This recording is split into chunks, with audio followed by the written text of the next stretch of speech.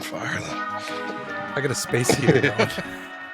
It's freezing in my garage. 40 degrees this morning when I woke up. What the fuck? Dude, it's cold as shit. And everybody listening is like, you guys are fucking pussies.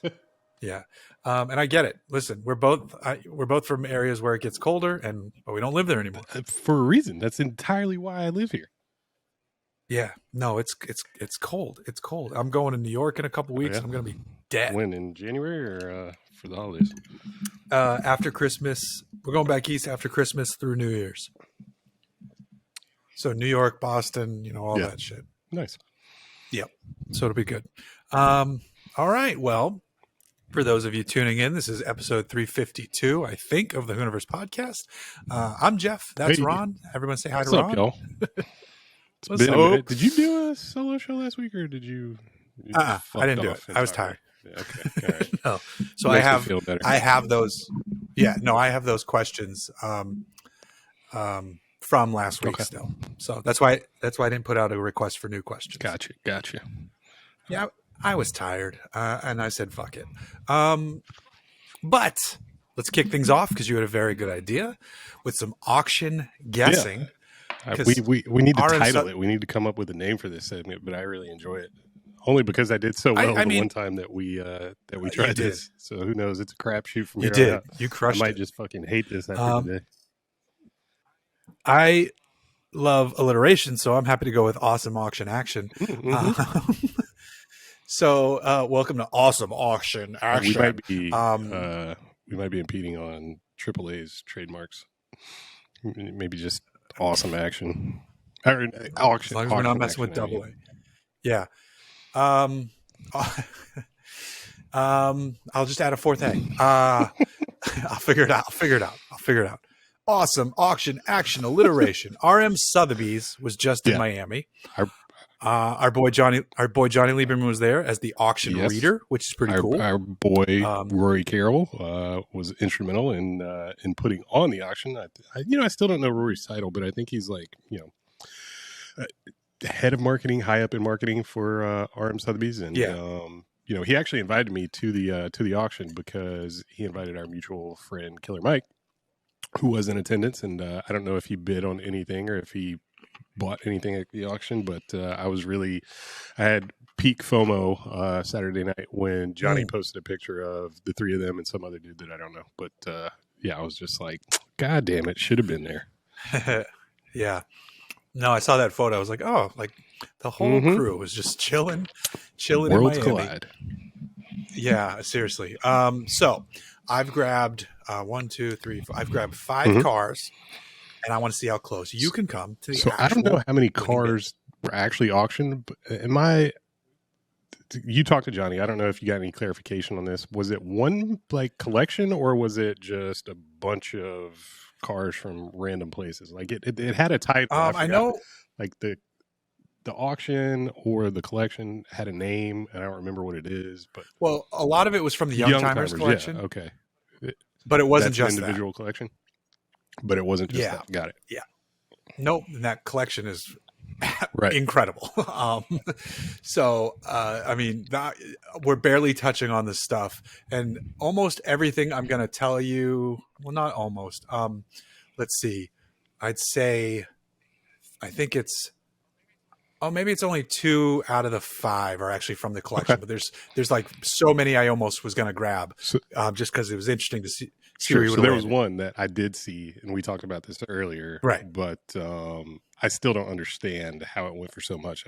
Can we talk about that? The AMG 560 SEC wide body that went for $750,000 goddamn dollars. Yeah, that one's crazy. I mean, I think they had that pegged.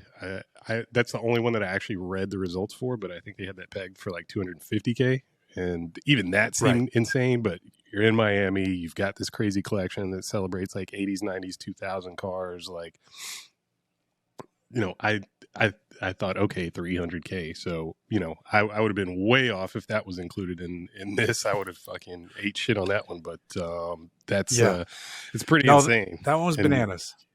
I'm a lover of Mercedes, and when you told me that, because I wasn't following the auction, I was like, dude, that's It's wild. And then you found one, but locally. You found 80% of that car for how much? Yeah. That's so 560 SECs, like with high mileage. The one I found specifically was like a pretty beat one, but before I bought my Jag, I was finding a ton of them that were like pretty good drivers. They just had, over 100,000, which for a Mercedes is nothing.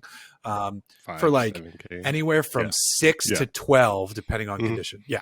I mean, I think like a normal, like, maintained car with reasonable mileage, not like a super low mile car. Like I think, 30 to 40 all day for a good, clean example, but not AMG wide body, not 6.0. I think that's motor, the separator. Like, it was a legit AMG pre-merger build.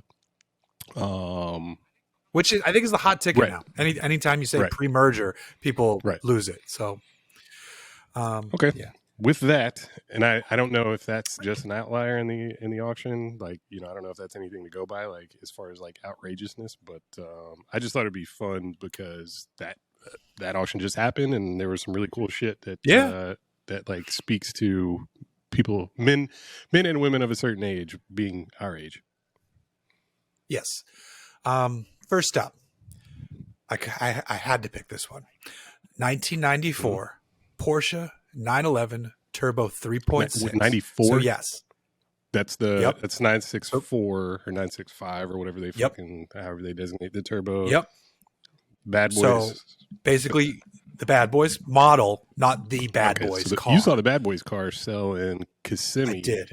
Mecum. Yeah, Kissimmee Mecum in January, right? And it went for over $1 million. It did. So what's the story with this car? This one was just refurbished in November to the cost of $37,000. It has under 30,000 miles. It's the same color. It's black. Okay. It's gorgeous. It looks just like the Bad Boys car. It's just not the Bad Boys car. I think the Bad Boys car went for like 1.7. Really?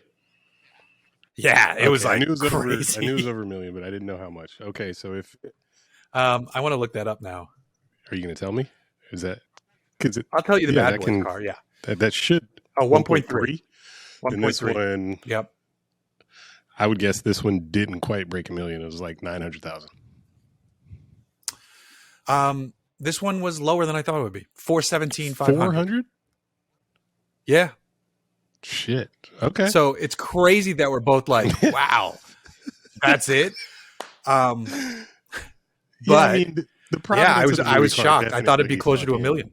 Multiplies the value, but yes, again, I like just based on the craziness of the wide body car. Like I thought maybe they had a room full of 80s, 90s, not necessarily. Well, the other thing that I need to consider is, as crazy as that 560 SSE is, like the crash of the fucking crypto market and all of that shit. That's and true. Like, values of not necessarily cars. Like I haven't seen like a total crash in the car market, but like, luxury shit, like watches and shit. But the shit that's really sought after, like air-cooled Porsches, has not fucking tumbled at all. No. They're still going. No, it's all the fuckboy shit. So it's like it's all that's fuckboy exactly shit. What I'm getting at is just like G63s, those are still McLaren cherished by the crypto bros and everybody that. Well, not just the crypto bros, but literally everybody. Like I feel like the air-cooled Porsche market is just like it's infallible. It's just like it will not falter. So that's why I thought 900,000 easily to have like the next best thing to the movie car.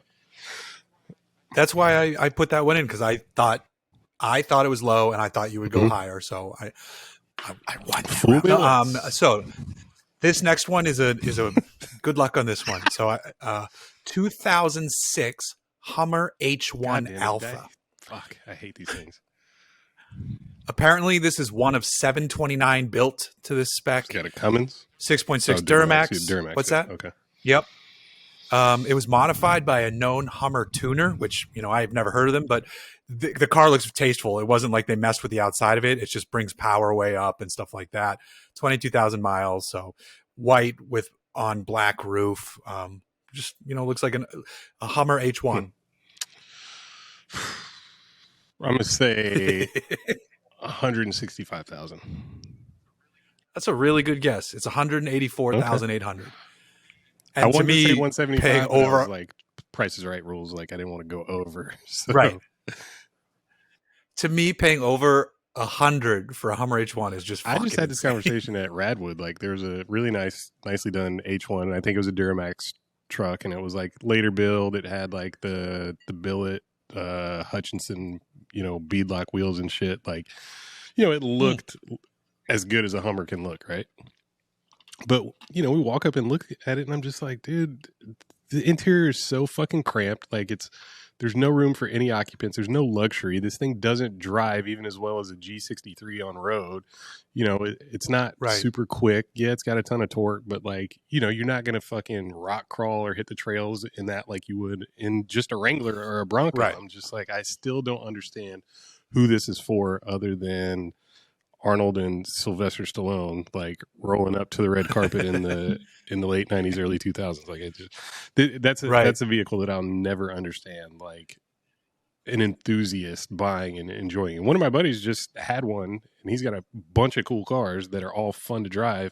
And he sold it like maybe 2 years ago, but he had it for like a year and he loved it. And it was full spec and like all sorts of fucking custom trim and shit. And I'm just like, dude, I don't get it. Like, it does nothing for me. If I owned like a big ranch somewhere, like, and I would get one of the military salvage ones. Mm-hmm. So like, I would want like a piece of shit one. That's completely different. And that'd be like, run around from one end of the ranch. Some shit that you like never have to think about. Drive one. Never have to wash. Yeah, in California. Fuck no. Fuck no. Yeah, exactly. I'm with you. Now here's one. There's another Benz.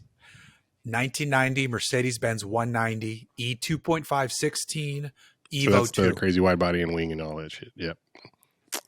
This is number 229. Like, they weren't sold here in the States, right? Like, all of them are gray market or now 25-year-old. Yeah, I'm pretty sure that's correct. Yeah. This is number 229 of 502. It has, unlike the auction reader now, it has 50,000 miles. Dogleg gearbox. Yeah. Yeah. So yeah, this was how many miles? It was restored, original, about 50,000. Yes, it was. It has 4 new Michelin Pilot Sports, a new battery, and that's it. I mean, otherwise it's just a very clean, beautiful. Did they have anything other than that metallic black, or is that it? Yeah, it's black. Yeah, it's that metallic black. I think they're all that. There might be silver ones, but I think they're all black. I think so too.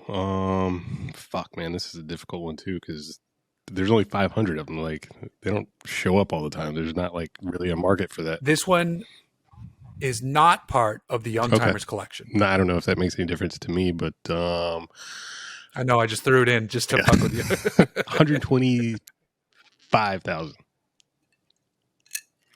God! 302. Damn. For real? Jesus Christ. Yeah. That makes more sense to me than, even though I still think it's an insane amount of money, that makes more sense to me than the 750 for that 560 SEC wide body. I don't agree with that. AMG. I don't agree with that.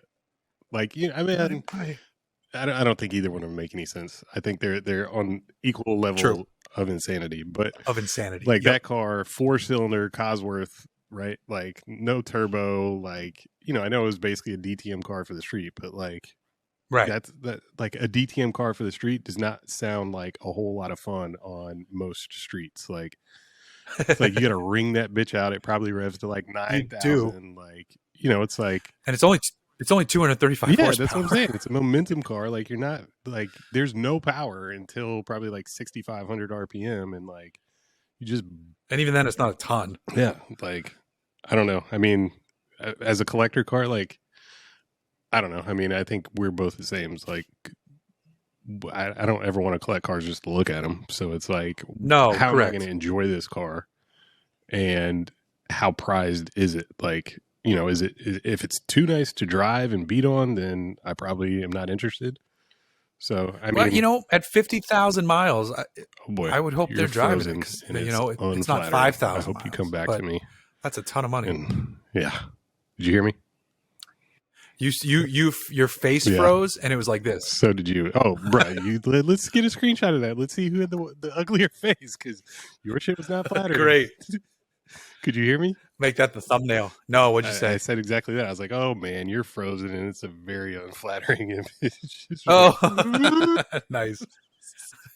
That's just my face. It's my face. All right, next car. 2011 Ford Fiesta Gym 3. What is that? I don't even know what that is.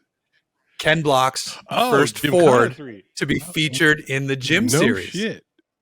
Yeah, they've bought this was the first Ford, and I think it was in one of the worst gyms because it was the one in France. I thought that shit was sick. Well, I mean, I don't know. It was cool overall how I would rank that video, but just the fact that it was, that banking. What is that fucking? The banking was sick, where you would go up.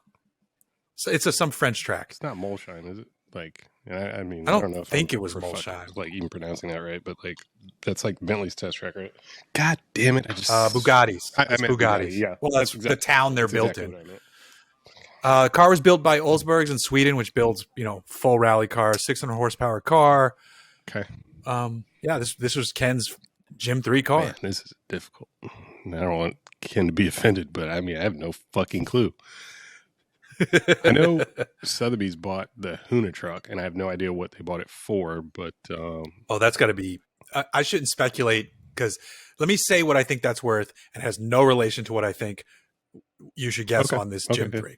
Just because the Hoonicorn is not Hoonicorn, Hoona truck. Oh, okay, yeah, Hoona truck. To me, the Hoona truck is worth $750,000 to $1 million, in the secondary market. So we should ask Rory. Yeah. This thing, I'm gonna guess just under 200,000. 252. Okay. That was a fair guess, because that's a really hard one. Yeah, I mean, that's just like, a car that if it didn't do all of this amazing stuff, like, who the fuck would even care? Like, that's like, what are you gonna do with it? It's not even a street car. Like, it's not built for a spec series. Like, I don't even know if you could race. No, that car, I mean, it's just like, if you could do like some Rally America stuff as like just like a non-liveried, not famous rally prepped Ford Fiesta. Yeah, but I don't know that it's that's even about it. Set up for that. It's like this setup is so specific for, the balance of grip and slip to do everything that Ken wants it to do. So it's like, if you're not Ken, and like you don't have his driving style, like you're not going to enjoy that car. Like, I don't. But I wonder, since it was Gym 3, if they were diving that deep into like, because as soon as it went to like Hoonicorn and Hoona truck and his other stuff, sure, that was more purpose built. But I mean, all these cars were, like I said, set up for, Ken's driving style in those films, which is very unique, as we saw with Travis's Gymkhana that came out last week. Like, completely different driving style, like completely different film, and just like, Ken is like so precise, but he's just a unique driver, and those films require something really specific and unique. So I don't know. I just think that's something you probably just buy and look at and maybe fire up and do donuts in every now and then. Yeah. Sure. All right. Final car. 2019 Subaru WRX STI S209. What is? I don't even know what S209 is. So S209 is the S series, is a series they've produced in Japan for generations. It's a limited run, higher, crazier horsepower.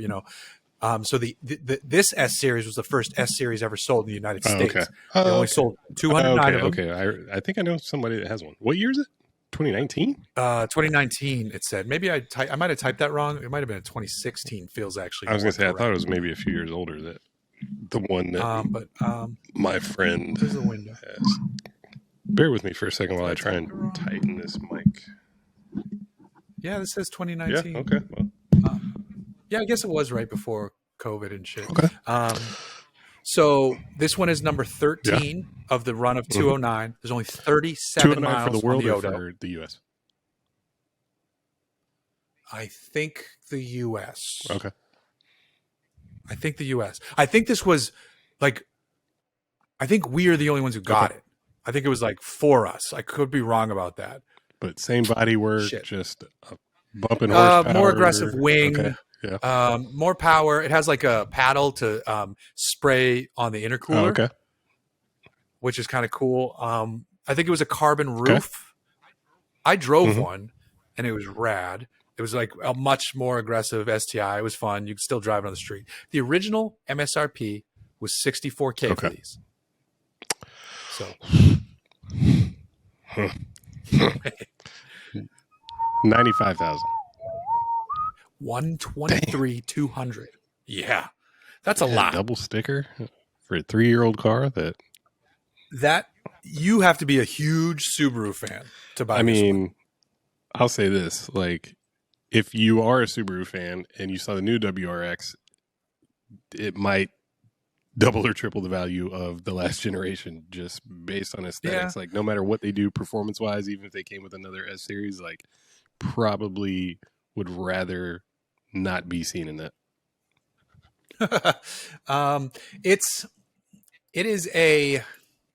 The S209 was super cool. I just don't ever see these being worth like hundreds of thousands of dollars. So that's why whoever bought this has to be like, man, I want this so bad. I love Subaru. Money, whatever. I'm here. Did you check to see if any have sold recently or any sort of history on them? Like, I haven't. I know when they came out, people were paying over. I do know that because it was such a rare car at the time. I saw one on the street once. There's another rare version of the STI that came out right about the same time called the Type RA, which was a $50,000 STI, which had like some upgrades over the regular STI, and then they went even crazier with this S209. So, I mean, I don't know. You just got to be a monster Subaru fan to even buy this. I don't think I would even recognize it on the street as anything different, unique, special. Yeah, you'd like, oh, that STI is a big wing. And you're like, well, the rest of it looks stock. You'd be like, I wonder what that is. And like, that would be enough for you to be like, what's going on there? The only WRX that you wouldn't vape in? You probably still vape in this one. But I'm going to text you the link so you can see a picture of it. I'm not going to pull it up in here because, well, you can't look at it anyway. I'm recording with my phone. You can look at it later. Right. But there you go. You have it in there. So that was a pretty wild one. But that's where we're at for those ones. That's, I think you did okay considering that those were pretty difficult. I don't ever want to that do Mercedes was crazy. I'm ashamed to my family. We'll go back to Bring a Trailer. I'm good with the fucking muscle cars in the 80s, regular 80s and 90s shit. Yeah, but I mean, an auction like this, like, you don't know who's in the building and like different animal. Yeah, like, like I had no idea. I'm really blown away by that 190 Cosworth. Like, that's or Evo, whatever they call it. Like, that's outrageous to me. You just can't convince me that's more than $150,000 car ever. The world is a strange place. So I have 2 cars to talk about since we've last been on. I think we touched on it briefly, but I don't know how much we dove into it. The GR Corolla. Bro, you asking me? I don't remember. Right. It's been like so Men long. in Black the second that we finished recording. Oh, yeah. So just like people like text me comments or like send comments like, like, haha, this was so funny. I'm like, what is that about? What are you talking about? They're like, from the podcast. And I'm like, who said that?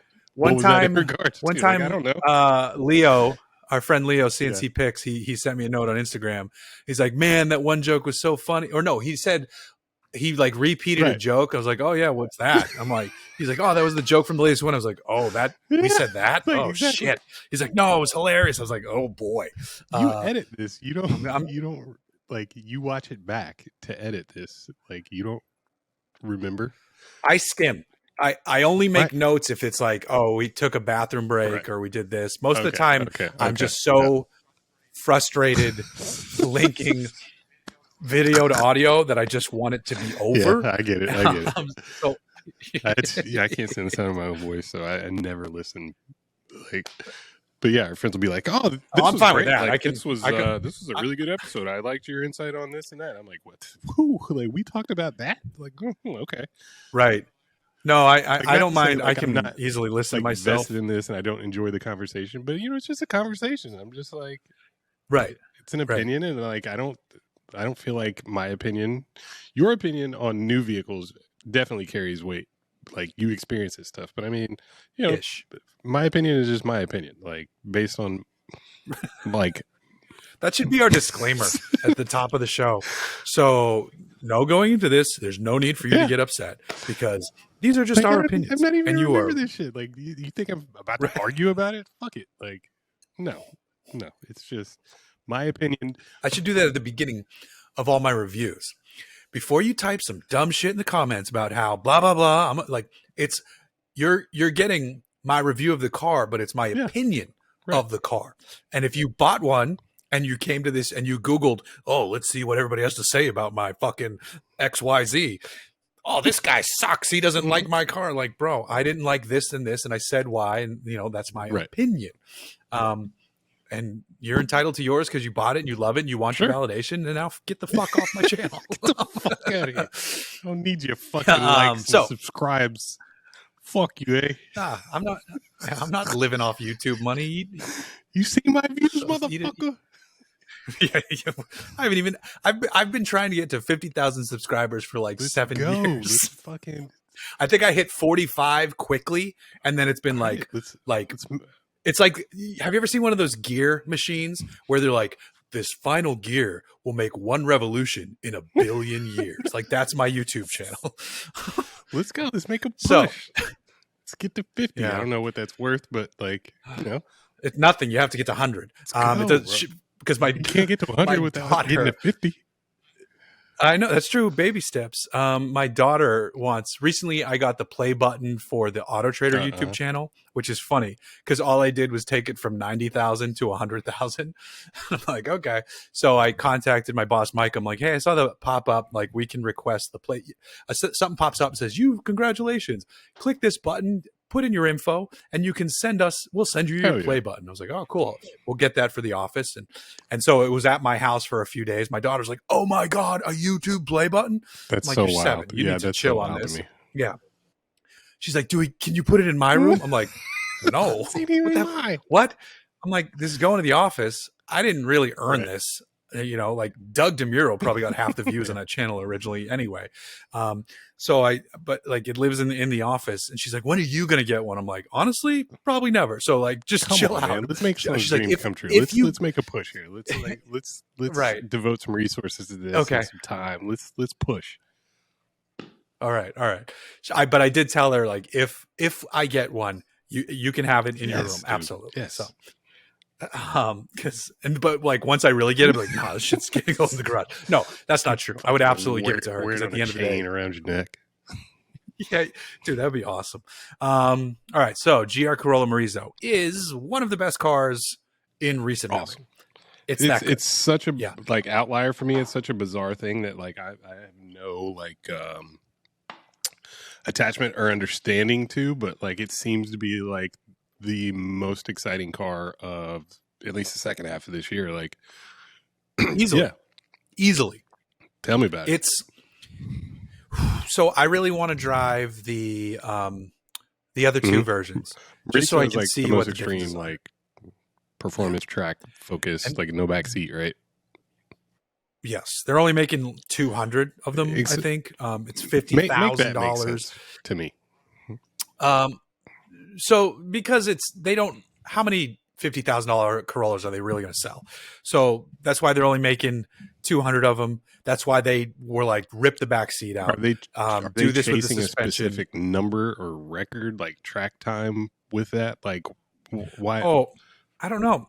It feels so. Homologation specials are my favorite cars on the planet, basically, and this feels like a homologation special, even if it not necessarily is.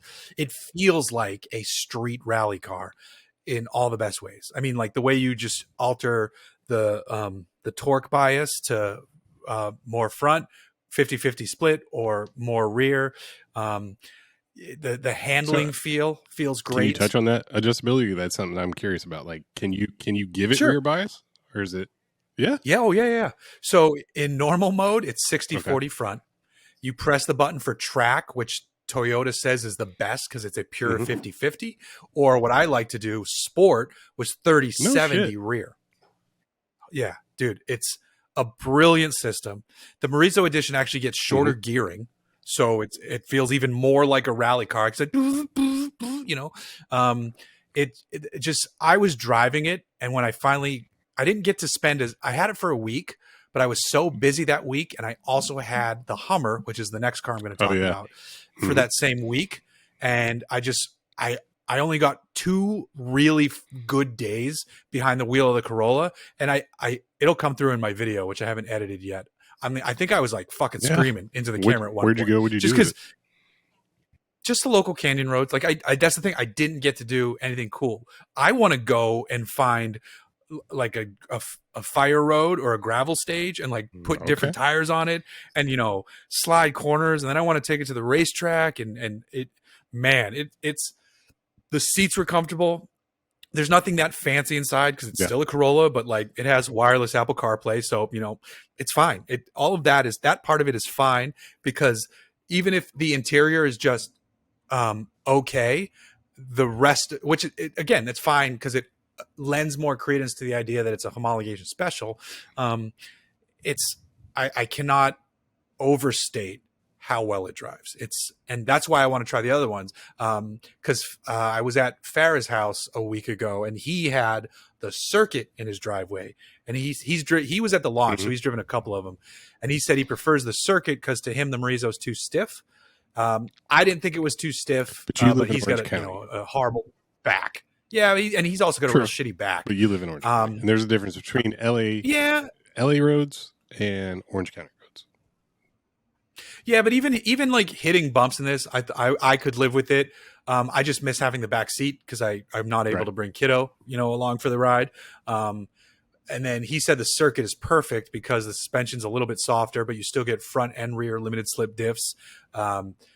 And like the Marizo gets a little bit more torque too. They like boost the torque a little bit. Horsepower is the same. So it's really, really close. Minus, I do think the gearing does make a difference. It's obviously lighter. There's less sound deadening, just shit like that. It's fucking sick. If you're out there buying any of them, you've made a wonderful choice. What is sticker and what is markup right now? Do you have any idea? I'm sure markup's fucking dumb. Thankfully, it feels like markups are kind of things are sitting, you know, with like markups on them, which is good to hear. $5,000 like on average for like even enthusiast models. Like shit's not as outrageous as it was 6, 8, 10 months ago. Yeah. The cheapest one is like, I want to say like 39. Then the other one is in the mid to, I want to say it's like high 30s, low 40s, and then the Marizo's 50.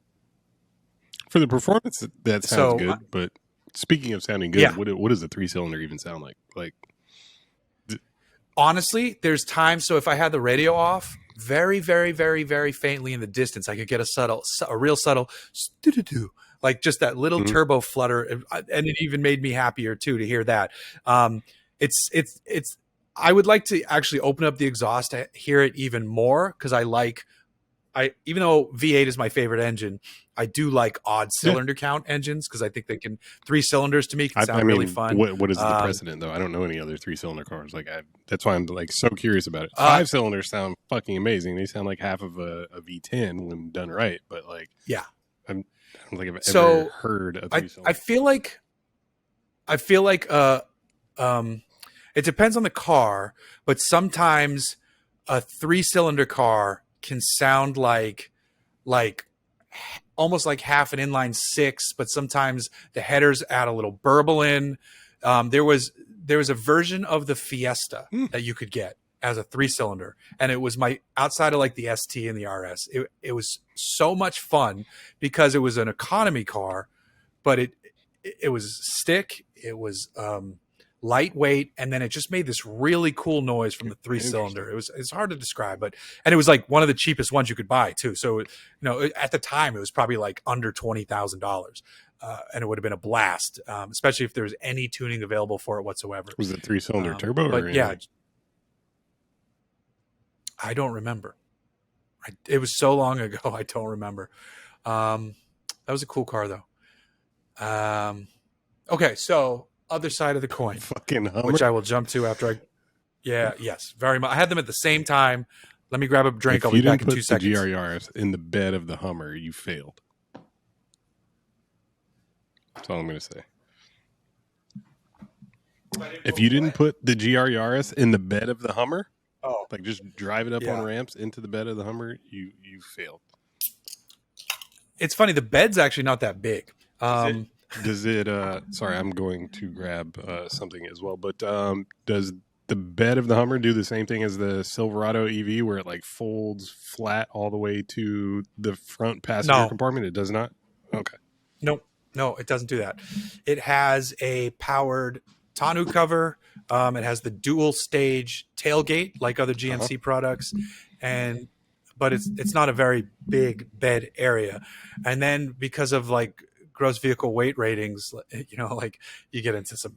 It's not like you can carry huge payloads, but the GMC Hummer EV is one of the dumbest things I've ever driven, and also insane fun.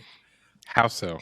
The sticker in the door jamb says 9,200 plus pounds, which is how much is that? Fucking go ahead. I was just going to ask, like, how the curb weight is 9,200 pounds. GVWR is not curb weight. That's what I was going to ask. Like, what's payload? No. The GVWR was like 10.5 or something. Are you serious? Yeah. So like you put 4 fat Americans in there, you know, now you're at 10. I legitimately feel like to buy one of these, you should be required to have special certification on your license. I think one of these is going to either plow through a school bus or a school or houses, plural. It's so much mass that can move so quickly. It's what is fucking that sensation? insane. Like I've seen them and I'm like, damn, that's not attractive. But it's also less impressive, like as far as mass than I anticipated. Yeah. Like just looking at it, like it I know how much it weighs. Like I had an idea. I mean, I was kind of surprised just now. I thought like GVWR was like 9,000. It was like a 7,500 pound rig, but still, like I can't imagine. Like it's not as tall, maybe as I was expecting. Like it masks its heft, is what I'm trying to say. But a lot of that is battery, so it's down low. But I still just like can't imagine.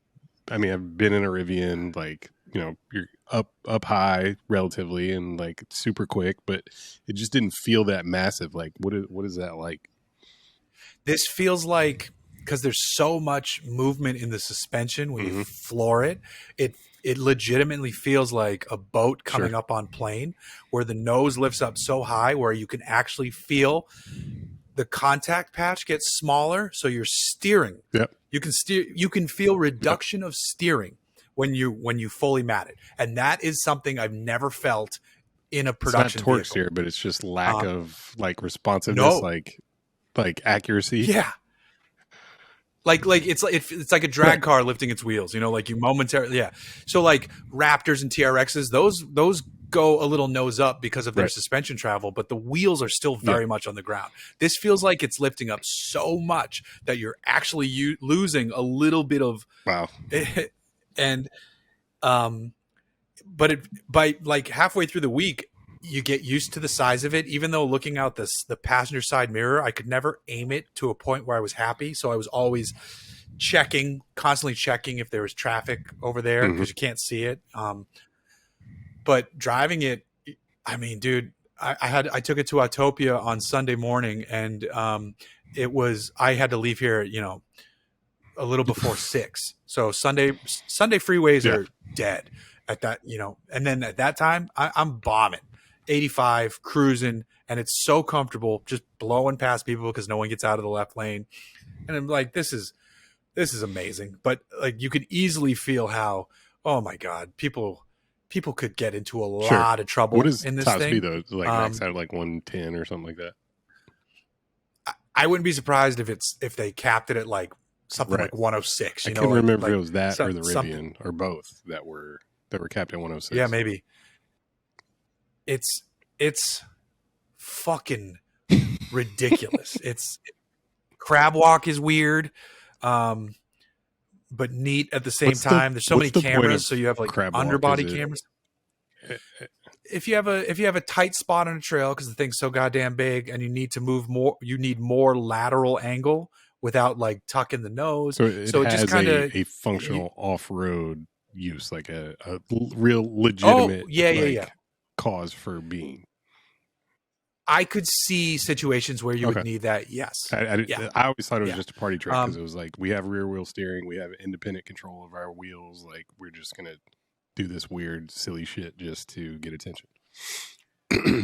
No. I could see cases where you would use it. But it was also the only times I did use it were to show people the party trick that it is. So it's, it depends how people are going to use their Hummer. It's funny too. I was talking to someone who works for Rivian and saw him at Autopia. I was like, yeah, dude, I've seen one of these on the road. He's like, you don't live in Huntington anymore, right? I was like, no, not in years. He's like, oh, yeah, there's tons of them. I've seen 5 literally of them all white. And I mean, they could be the same cars, but all of them on PCH in Huntington.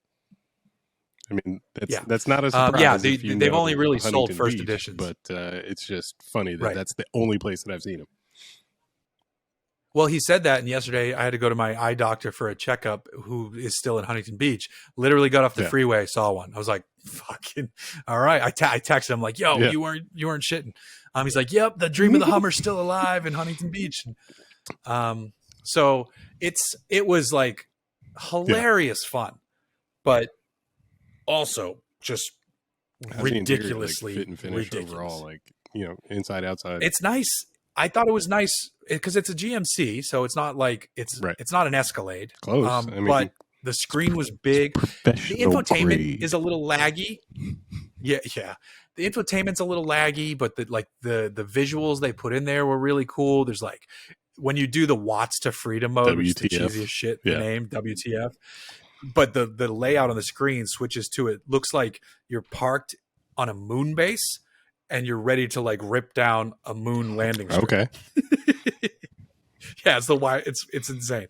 The T-tops look cool. I never took them off, but it's cool that it had 4 T-tops. What? Yeah, 4 tops. Roof panels. It has 4 roof panels. You can store them in the nose, the frunk. So like I said, it's one of those things. I described it to someone else as like not no one, but like you see someone driving an F350 King Ranch, you're like, man, what the fuck? Then you drive that truck, you're like, this is really cool. It's just so outside what the Hummer EV is like. Scope in like use case in Southern California. But like you go to Texas and at least with like there's no S class, there's no 7 series. I was gonna say that's an S class. Cowboy Cadillacs. It's just all fucking King Ranch, fucking platinum. This it's all Lux trucks. So they but at least for the F350, it has an insane tow rating and it can Whereas the Hummer, it's like 7,500 pounds, which is the same as like a Tacoma or some shit. That's it. No, I don't know what it is, but it's like 7,500 pounds. Yeah. And it was funny because I was thinking, I recently had a Tundra and a 20-foot Airstream, and I wonder if they weighed the same as the fucking Hummer. It probably wasn't far off. I have no idea what an Airstream weighs, but they're aluminum. So I don't think that one weighs 5,000 pounds. The one I had. Airstream Carnival 20. I go look at the weight now because now I want to know. Airstream Carnival 20 weight. The weight is it's let's see, 4,300 pounds.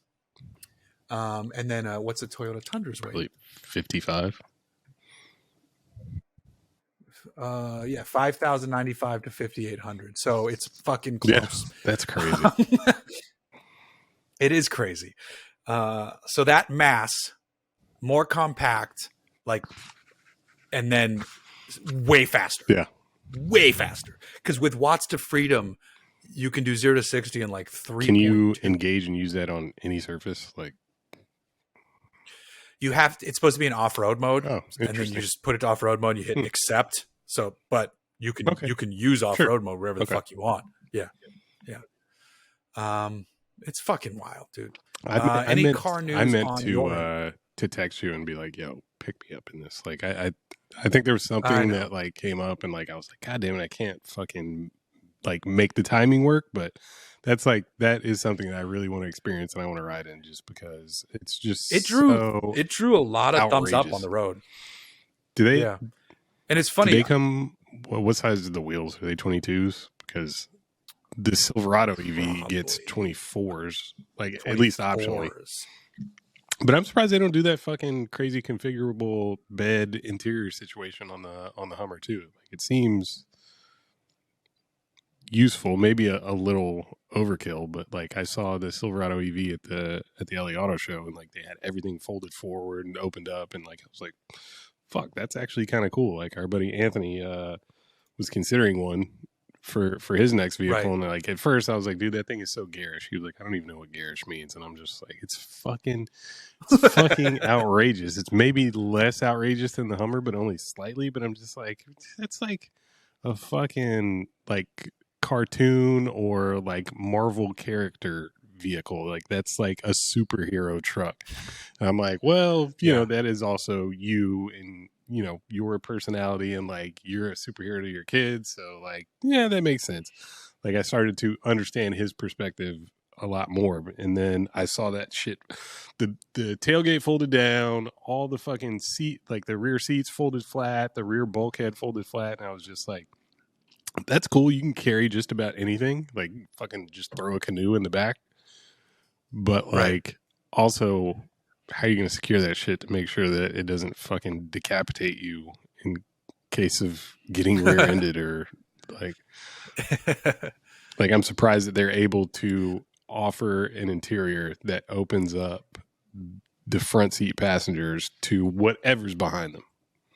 Like you're trusting your customer base to like protect themselves, which You know what? You'll learn how to use ratchet straps real quick. You'll be fine. or you don't, you die. By the way, the wheel size on the one I drove, Really 18s. interesting. Yeah, because they had like 35 I'm curious inch tires. what the options are. I think there's a Right, 22 I would available imagine. though. I'm surprised though Yeah. it's not a 24, like you said. Any car news on your end at the moment?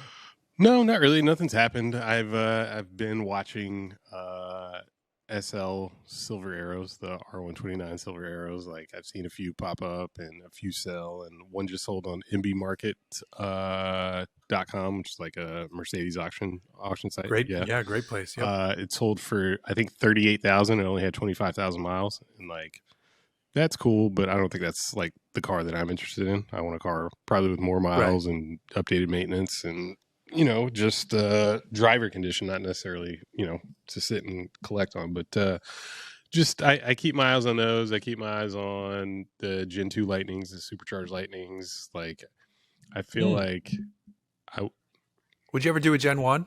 I might. Like an idea that I had was to take the Mustang engine out, the 351, the built 351 that's in the Mustang, put it in a Gen 1 Lightning. And then do like a Godzilla, Coyote, or something, you know, just a little more rowdy in the Mustang. So, you know, it's like kill two birds with one stone. Godzilla would be crazy.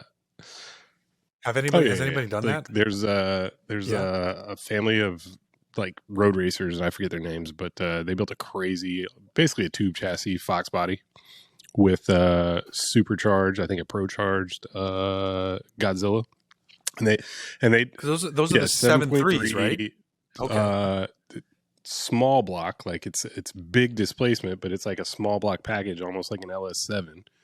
But that's crazy. That's like the Ford Super Duty like truck gas engine. It's one of the optional engines, but it's push rod. It's not overhead cam. Like it's you know a return to it's crazy. I mean, I think it's Ford's like a Corvette. Like. It's Ford's attempt to compete with the LS in the crate engine market. I think there's a lot of there's burgeoning aftermarket support. So, you know, there's power adders, there's cams, there's heads, there's all sorts of solutions, and guys are building forged bottom ends. But I think the bottom ends are pretty stout stock. But yeah, I mean, it's just. It's like Ford's next thing. It's like the Coyote is just so complicated and expensive as a crate engine option. and it requires so much like supporting technology and like specific parts and stuff. And I think it's just an effort to. It's pretty It is. big for That's what the it other is thing. It's too, like in right? a lot of cars, like, I considered like a Coyote based engine for my Lincoln, but in a car like that, you have to cut out the strut towers, which means you have to like basically come up with a whole new suspension arrangement, like, whether it's a complete subframe or a complete frame. So it's the beauty of the Godzilla is that it's just much more compact, almost like an LS. So I think a lot of. I was talking to Zach from Hoonigan today, and he was telling me that Detroit Speed, one of his partners, is like developing a lot of parts for the Godzilla. So I think the aftermarket for that motor and that platform is about to explode, because folks just realize like its simplicity, but it's like it's built to make torque, make power, and not be overly complicated or take up too much space. Like it's really weird that Ford would invest in a pushrod motor in 2020, like when that motor debuted. So I feel like they've got to have aftermarket plans for it, like as a crate motor and like as a platform to build power like the LS. I think they feel like they're outgunned by GM in that regard. So I think that would be cool and fun, but bro, I don't fucking know. I don't know. Ask me tomorrow and I'll give you a completely different answer of what I want, what I think is cool. I will tell you this. I had a friendly speed competition with Mr. Zachary in his built Grand Sport. So that car's got his cam, like the Texas Speed BFT cam with heads, intake, etc. Well, I guess it's got a stock intake, but anyway, he told me that the car put down like 550 to the wheels. This is a C6 Grand Sport, so it's probably like a 3,200 pound car, 530 horsepower. We played a little, me and my Audi, him and his Corvette, and I'll just say, with regards to his ego, and I love you, Zach, but he could not dispense of me. He couldn't run away from me. Right. And I was definitely disadvantaged when we ran from light to light. I was behind him, and I had to wait for him to stop spinning in order to pass the car that was next to me and, pull alongside him. But, we had a nice run to the speed limit, and I was competitive. So I want to get a draggy. Like that's the next thing that I want is one of those draggy boxes. They're just like, like that. I think Bluetooth and like GPS, like speed, like acceleration monitors. So I want to get one of those because, you never really know how quick your car is like relative to other cars. Like it's like, okay, I can feel it's a lot faster. Right. But like stock, I was never really impressed with the performance of the S7. Like it was comfortable. It was plenty quick, but it wasn't like knock my socks off.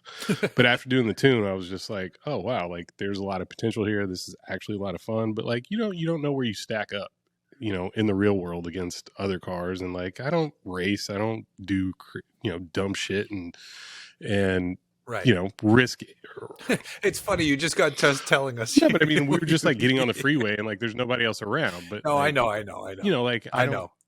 Like I don't go to fucking like meetups to go fucking street race. Shows, no, not shows, but like not even the takeover shit, but like the shit you see like on 1320 video and all that shit. Like, guys meeting up to go street race or roll race or whatever. Like, did you see that crazy accident between the Mustang? Like there was a Mustang and a Corvette. They were racing probably in Texas. And they were on the right side of the freeway. They weren't even in the fast lanes. Yeah. And I think it was a black Mustang versus a yellow Corvette, like a C7 Corvette. They're probably doing 120, 130 miles an hour. And the Mustang just rear-ended a car that was going like 60 miles an hour, just minding its own business on the fucking freeway. And somebody caught it on a dash cam. And, like, I'm not ever going to do that shit. Like, it's like. Shout out Next Base. Yeah. But like, especially shout out Next Base because when Zach was just like, you should ain't that fast. You get that quick. I was just like, Doc, you remember, I have a dash cam. Like I have the receipts. And then he was just like, all right. Yeah. I was actually kind of surprised. Like you were like staying close and like in my rearview mirror. But again, And you were more again, comfortable. like we didn't risk anybody else's health or safety, but it made me like realize, fuck, this car is really fucking quick and it's really comfortable, and maybe I should just hang on to it for a while longer and fill it with 100 octane, get another 75 horsepower, 100 something pounds-feet of torque, and just fucking just maybe call him out on this versus that. Oh yeah, let me know. Yeah, I want to come up for that one. Bring something. Great. Like you should like can you race a press car? I'd have to clear it beforehand, and there's some people that would probably be like, yeah, go for it. We definitely have. Yeah. Yeah, but if when they give a car to Hoonigan, they know what's up. If I cleared it, Hooniverse, come on, dog, it's all encompassing. Yeah. They're like, we know your views and your budget. Get fucked. Sean Keeley asks, car prices are falling. What new car would you buy in 2023's car market? You know me, I wouldn't buy a new car, but if I'm playing your game, I just mentioned that GR Corolla. And on the flip side, my wife has said her next car, she thinks maybe she'd be interested in an EV, and I would like her to get an EV6. Okay, so. Yeah. I think that is goofy as fuck looking, but I know they perform. I like it. I mean, like that versus the Ioniq 5, like there's no way like I would get the EV6. See, I'm an EV6 guy. And you've had both, right? Yeah, and the EV6 drives a little better, just because of some simple chassis tuning. It's just slightly tuned more aggressive. Otherwise, they're the same fucking car. And yeah, it's pretty split. People are like, no, I like the more pixelated retro, and I get it. Ioniq 5 is cool looking. I just like the funky future hatchback of the EV6. What are you buying? Was this a money no object thing? I didn't really. Was it like? It's like car prices are falling. What car would you buy in 2023 car market? So don't say like, no, yeah. I'll say like with my own money, like that I can afford. Yeah. Oh man. I don't think I could afford a Rivian R1T. That would probably be at the top of my list. And like also like a caveat like that. I would consider this an addition to my fleet, not like I have to get rid of anything. So with that in mind, I would probably, vehicles available right now, I would probably buy a Mustang Mach 1, like with all the shit. If I could postpone this 6 months, whatever, dark horse Mustang. Yeah. Basically the next equivalent of the Mach 1. Right. Ford PR man Mike Levine has been posting pictures. He's driving around in one right now. Sean Keeley also asks, is the new Prius actually sexy or just a great glow up from the last gen? I'm going with glow up. It's people are freaking out because it's so much cooler looking. It's not. I'm not saying it's cool. I'm saying it's cooler looking. No. You don't think it looks better? Wow, you prefer the looks of the old one. Did we discuss this on the last podcast? Because I went to the LA Auto Show by myself, and I thought we talked about this, but maybe not. I spent a good 10 minutes just staring at the one Prius like on display, and it was on a turntable, and it was like right at the entrance to whatever hall Toyota was in, right? So it's literally the first thing you see when you come in. And I will post these pictures and I'll send them to you.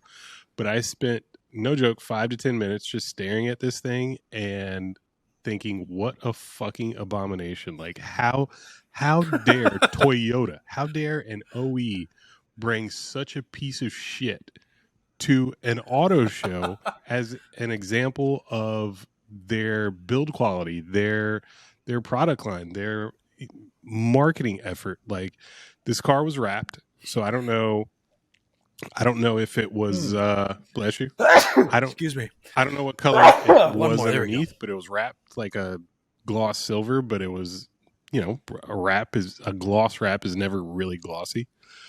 Like it was, it had mad eggshell, orange peel, like it just looked like shit. And it wasn't just that it was wrapped, it was that the panel gaps were worse than Tesla. Like nothing was aligned. Oof. Like the mirrors weren't attached right. The door handles weren't flush. Like everything about it was fucked. And like I just sat and I it became like a game for me. Like I was just like, all right, this is what I'm gonna do for like a minute, like because the first like two couples or families that walked up were like, oh, the new Prius, this looks so cool, and then like one dude was like, does it?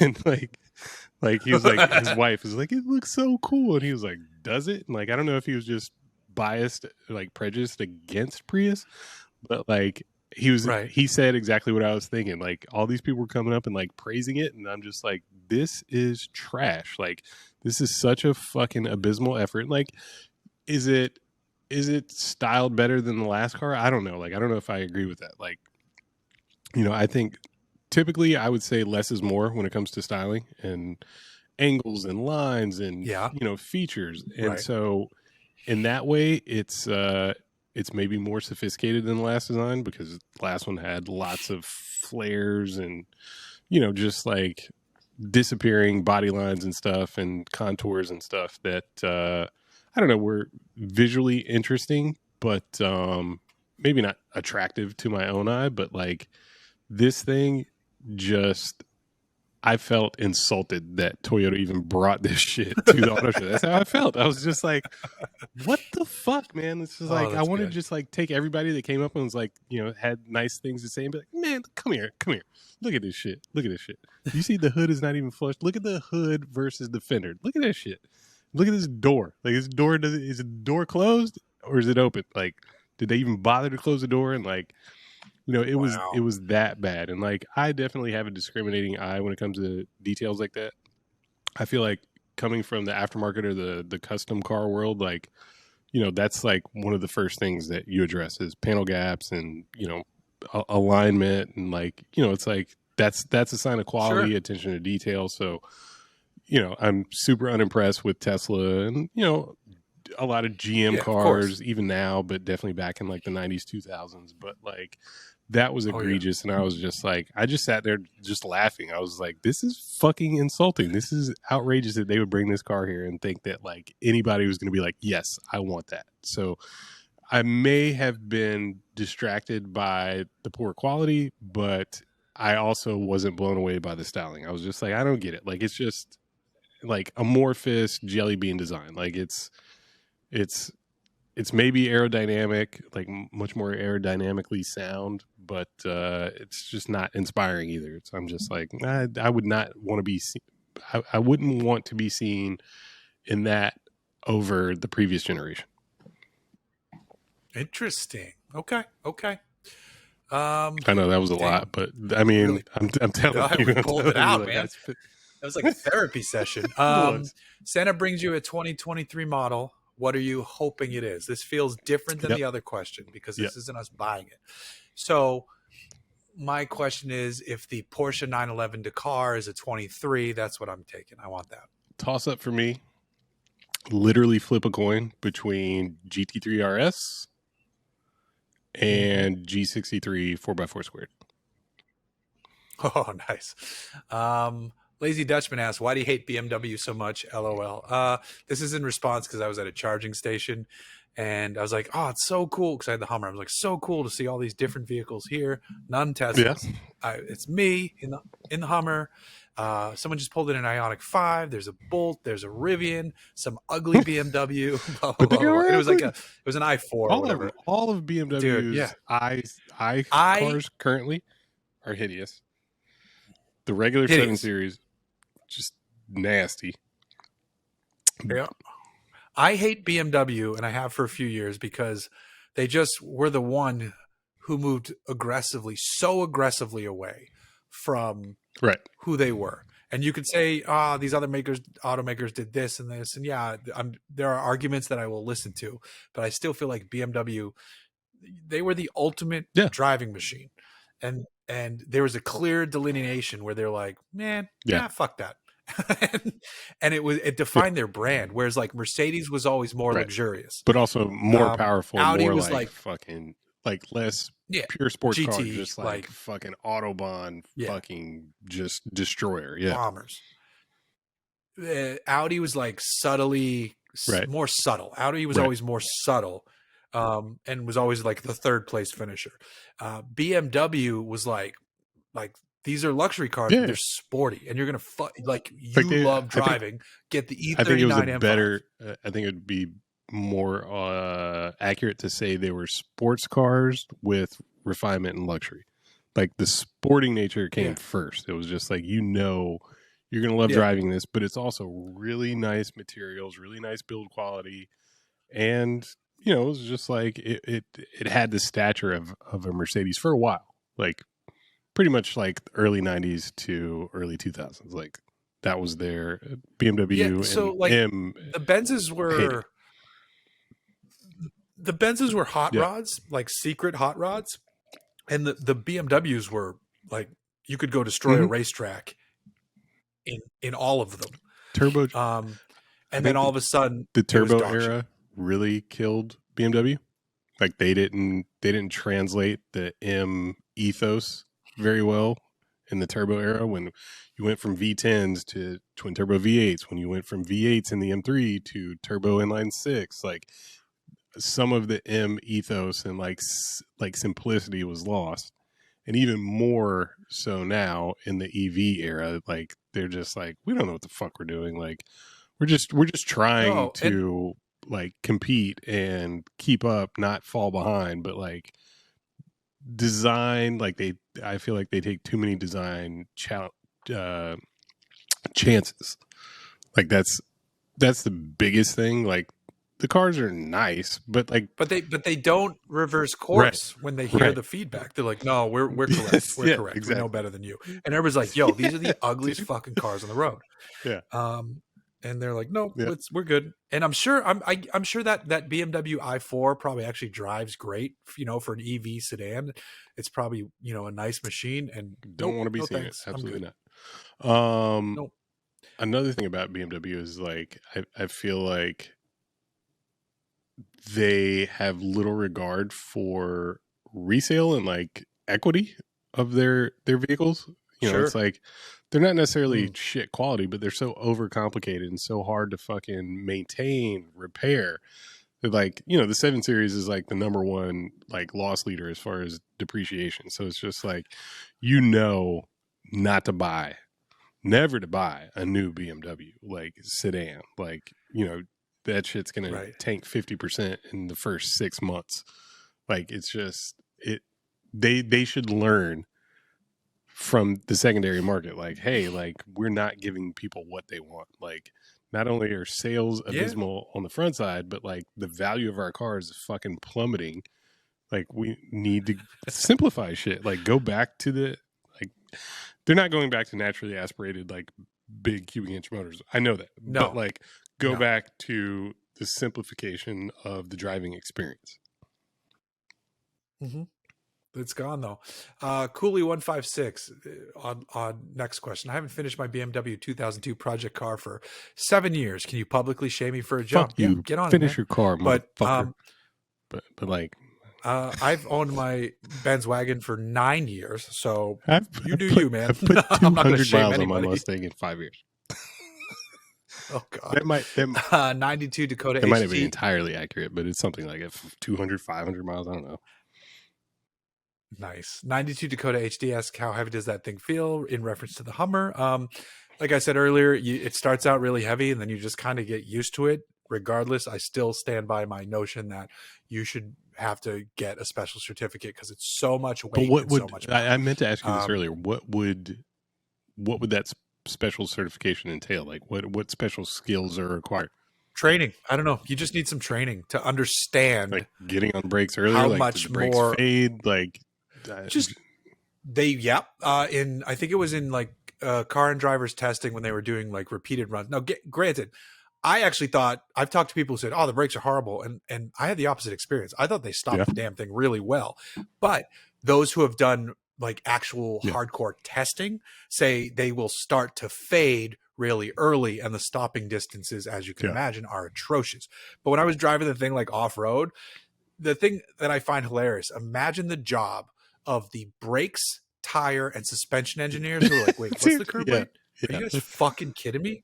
No, like no. Goodyear was like, what do you want from me?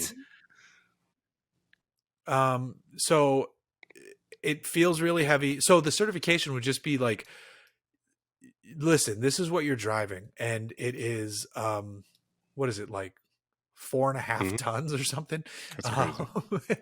It's like the potential of like impact, momentum, and it's just like anything that could go wrong here is magnified.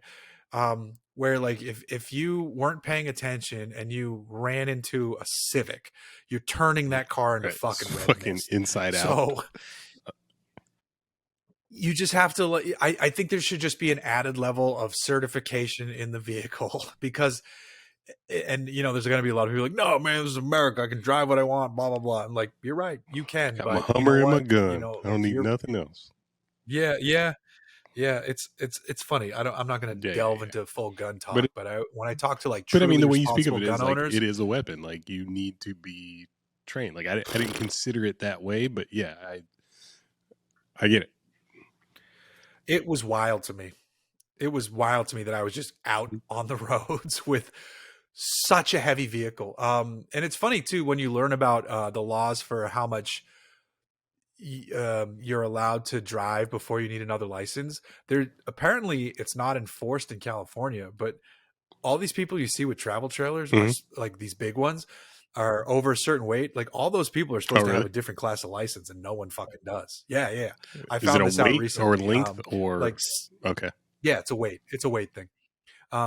You know, they're like, because all these F-250s and F-350s and Silverados and Rams can tow such huge amounts now, where they're slapping these massive travel trailers and fifth wheels and shit on the back, and a lot like of times another vehicle in them, and living quarters. Yeah, and a lot of times they're not even like gooseneck; they're just traditional fucking bumper mount or hitch mount. Like, I'm just like, dude, what are you doing, dude? It's wild shit. And there's the number. I want to say it's like 20,000 pounds. You're supposed to, at that number, you're supposed to need a different certification or something like that. And like, no one has it in California, and they don't. CHP doesn't give a fuck. Totally. And that's scary, especially on Sundays heading from the desert back to LA. Like the two, like the two right lanes of the 10 are just clogged with toy haulers, fifth wheel trailers, like, you know, all that shit. Like everybody's headed back to Riverside or LA County with their desert toys. Yeah. Big toys. But and I admit too, when I was typically you're just sitting in a crawl for most of that trip. But like, there's some point where the freeway opens up and like you're surrounded by all these fucking toy haulers and shit, dualies and fucking lifted fucking brodozers with like 26s and like 35-inch tires and like 3-inch sidewalls. It's like, dude, you're like, none of this is DOT approved. Like, there's like, you have absolutely no business towing, driving on these wheels and tires, but much less towing on them. Like, but that's like, they're the type of people who would be quick. And I don't like camber gang stance shit. I think those cars are trash, but they're the people who would be the quickest to make fun of that. And I'm like, yo, the worst that guy's going to do is like ruin his oil pan and like have to buy tires every 500 miles. The worst you're going to do is kill 9 families on the freeway. So like, I'm going to vote for the dumb fucking BRZ that's scraping, you know, as the one I'd rather be next to on the freeway. By a slim margin, but yes. Yes. Well, he can't even get up to freeway speeds with that shit anyway. So he takes side streets. It's like, oh, there's a speed bump, man. Fuck it. Turn around. Can't even go here. The same amount of suspension compression though for the dude on 26s and rubber bands. It's all bullshit. And listen, I don't want to sound like I'm advocating for. I've made a lot of money off those dudes, so like, you know, I'm shooting myself in the foot here. Right. Like, you know, my coworkers and compatriots would not be happy, but that shit is silly. There's a certain amount of like, at some point, it's, I don't know, man. I'm gonna veer off into some political shit, so maybe I should just cut it off. But well, I'm just saying is like, we're so like in this country. Freedom. I need my freedom. I need to be free to risk your life every time I leave my house. Right. That's what I'm saying. That's what I'm saying. It's there's at a certain point, there's a certain level of like, you know what, we're kind of all in this shit together. And if families want to feel safe on the highway, you should maybe have to do some courses and have some fucking certification to drive. Like I needed to understand what you felt was dangerous about the Hummer in order to understand that. I get it now, and I'm just like, yeah, like, you know, if you're not familiar with brake fade, if you're not familiar with trail braking, if you're not familiar with vehicle dynamics, something that weighs 3 times the average passenger car could be considered a weapon. And like, you should, that's the crazy part. Like, you should be, I mean, I appreciate that they're speed limited, because like if I saw a fucking Hummer blasting by me on the 405 at like 130 miles an hour, like, oh, that dude is running from, he's gonna take out a bridge. You know, he could fucking down an overpass. It's funny because I've always kind of felt this way about like fully loaded Model X's. I've just never voiced it because a lot of people who've gotten into these cars aren't necessarily enthusiasts. I mean, I know it's not all the case. I'm not going to like generalize that every Tesla fan doesn't care about it. That's not true. Like, there's some legit, genuine car people who are like, I just wanted a fucking easy to drive electric car. But some of these people who hop into these cars, like, it's so quick. Oh my God. Like, yeah, it's also like so heavy. It's the quickest fucking thing on the road. And if it gets away from you, oh my God. It's funny that, not funny, nothing's funny about it, but it's interesting that all of the Tesla incidents, like accidents, like fucking high speed collisions, you know, self-driving like sitting in the passenger seat and like bullshit, like all of the like sensational accidents and incidents involving Teslas, I feel like have been Model S's. Like, I don't know if Model X owners are just more responsible by default because they're buying it as a family hauler, but like, you don't hear, at least I don't think I've ever heard of like an egregious like accident involving a Model X. It's always Model S. Yeah, it's S. I just picked X because I think X is heavier. I agree. Like, I'm saying, like, I didn't even know that until recently. I didn't know they made a Model X plaid, and I was behind one. I was like, Jesus Christ. Yeah. So, all right. Well, while the Hooniverse podcast is trampling on your liberties, we're going to end it right there. Thanks for listening, all seven of you who stuck around. And we will see you maybe next week. You know, maybe whenever we feel like it. And one note I wanted to say right here at the end, because I'm a fucking dummy. I think our Hooniverse podcast t-shirt was the best-selling shirt we've ever had. By like a lot, because we normally don't sell a lot of t-shirts. So I want to do version 2 and do one of the other designs that was mentioned. So I got to go look back at emails and see what another possible head unit design we can do. I kind of want to do like one of, it was either Kenwood or Pioneer with like the dolphins, bro. Yes, absolutely. Yeah. So I might want to do that one. And then there's also obviously Blaupunks. I think it was a Clarion. What's that? But I'm not sure. I think we looked this up last time, and I think we did. But we know neither of us remember anything that we talk about or actually go back and listen quantitatively. So yeah, that's true. On that note, we'll see y'all next time.